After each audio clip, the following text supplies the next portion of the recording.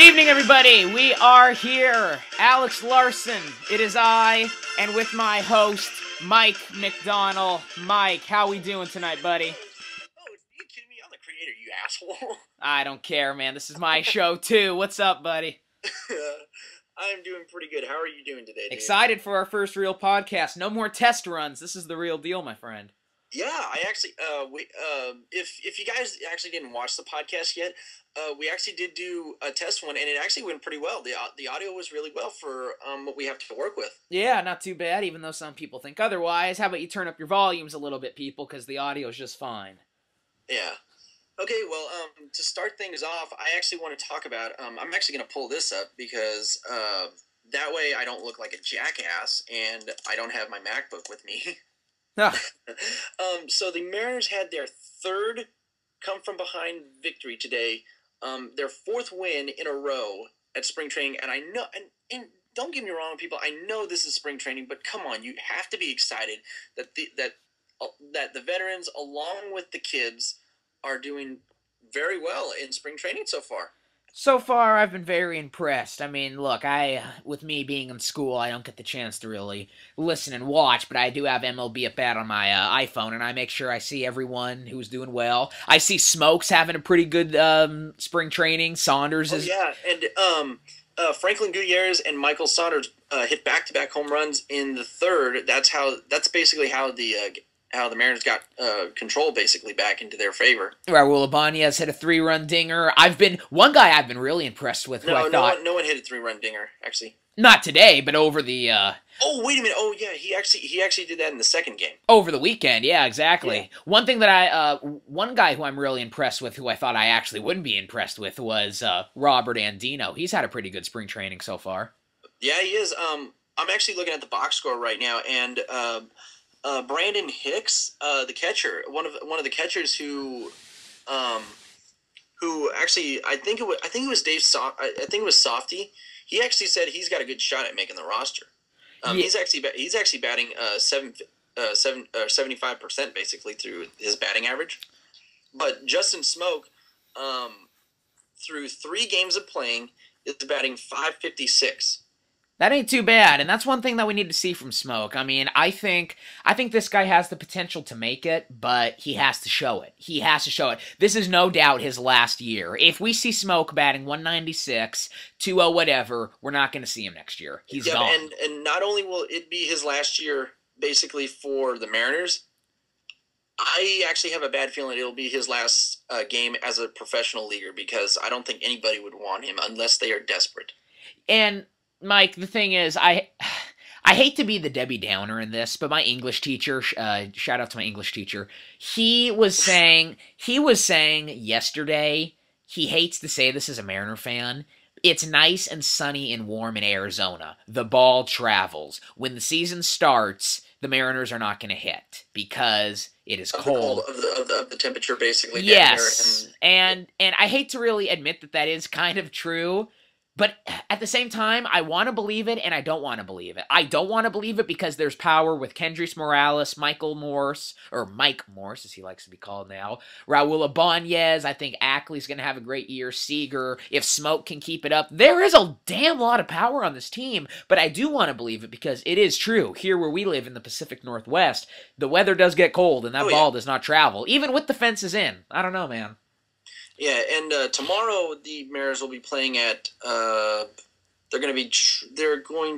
Danny Holton's actually going to make his first Cactus League start tomorrow. I'm excited for that. And they're going to be playing at 12 o'clock Pacific time. And the other pitchers that are pitching in there are going to be Tajon Walker, Charlie Furbush, Lucas Litke, Stephen Pryor, Josh Kinney, and of course, I was very disappointed to see this. And this was one of the topics that we are going to talk about right now, is Hector Noesi is going to be pitching. Ugh. And here is and when Mariners fans see or hear that Hector Noesi is coming into the game, this is what they're thinking. Uh-oh. And then, of course, when he gives up probably 4 to 6 runs in the game, this is what they're thinking, or this is what they are doing.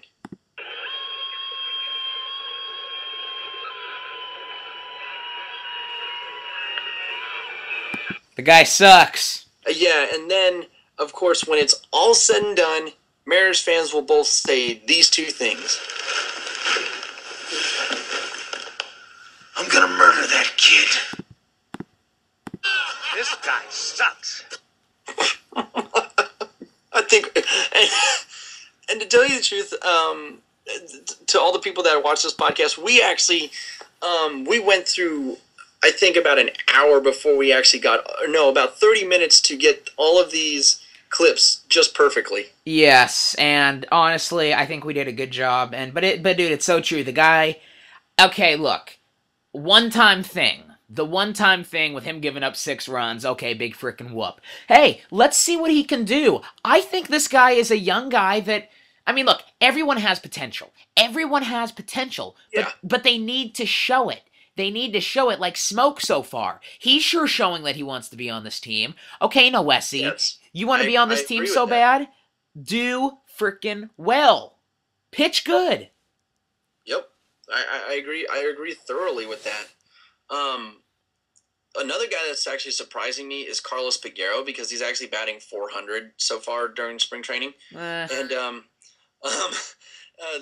ahead and bring up the photo really quick of Austin really quick.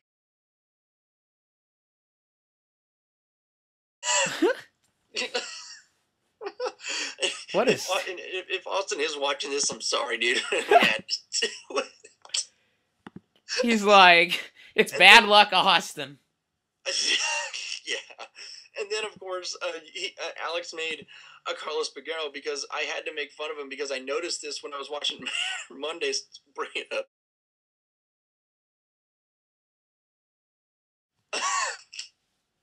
Look at him. Those big old beaver teeth right there. To tell you the truth, it looks like his mom had an affair with Mr. Ed before she Sorry, Peguero. How about if you start hitting more home runs, we'll stop making fun of you, buddy. I agree. I agree with that. I actually want to bring this up really quick. Jabari Henry, who I was actually having a Twitter conversation with yesterday. He actually DM'd me today because I actually asked him because he was wanting to know what movie to go watch because he was going to go to the theaters. Mm-hmm. And I said Zero Dark 30. I said it's a good movie. I bet my Xbox on it, and he said, "Okay, I'll do that." And then I tweeted him before I actually got off Twitter, basically, and I think before he got off Twitter, I said, "Let me know how the movie was, so that way I know either to keep my Xbox where it is or put it in a FedEx box." Oh wow! And so this morning I actually got up and probably around noon I tweeted to him. No, about 2 o'clock, I tweeted to him and I said, "How was this movie? Is my Xbox going to be yours now?" And then he DM'd me and he said, "Dude, you got to keep it. Dude, I want your Xbox either way, but the movie was good, so you get to keep it this time." I love it. Oh man, I love it, man. That's good. It is. And to tell you the truth, I'm looking right at our schedule for the podcast, and so far, I'm actually surprised of how far we've gotten. Well, yeah, I mean, look, there's a lot more to talk about, with each day, with each passing moment, there's a lot of spring training talk. I mean, sure, right now we're dogging Hector Noesi, but maybe we're back here Thursday and saying, "Oh my God, this guy actually pitched pretty well." And in fact, we're hitting the 9:30 portion of our podcast right about now. So we will be right back with our second part. And Mike, what's on tap, buddy? Really quick. Really quick on tap, you're going to hear that awesome intro for the second part. Alrighty. We'll see you right back. We'll be right back, guys. All right, we'll be right back.